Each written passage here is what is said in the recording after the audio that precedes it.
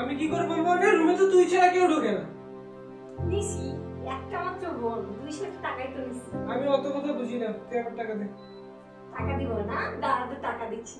ওই যে তমাপুর কথা আম্মুকে বলে দেই। আম্মু!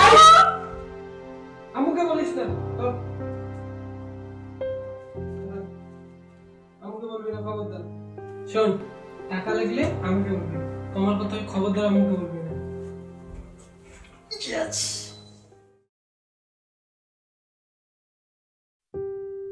কাল তো তোমার জন্মদিন, কি গিফট দেওয়া যায় ওকে?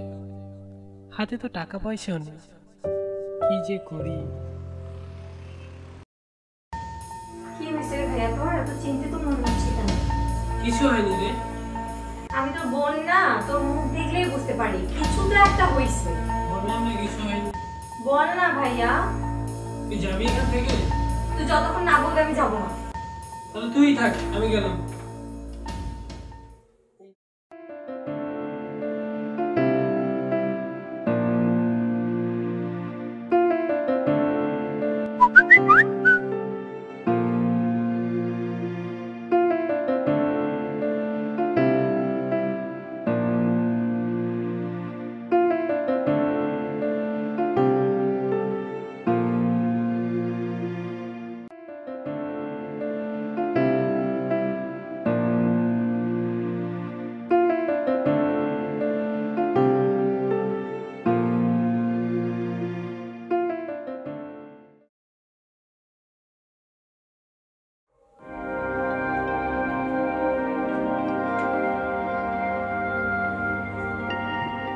বুড়ি, এই বুড়ি, বল।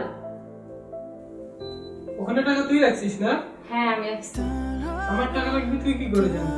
জানি রে, আমি সব বুঝি। ধর, আমার টাকা লাগবে। আরে রাগ, ধার হিসেবে দিলাম, আমরা যখন লাগবে আমি নিয়ে নেবো। পাগলি কথা কেন? আমি কি এমনি থেকে বুড়ি বলি? তুই আসলে একটা।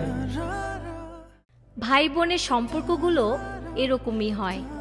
এ সম্পর্কে থাকে না কোনো খাত, থাকে শুধু মায়া, মমতা, স্নেহ ও অসীম ভালোবাসা।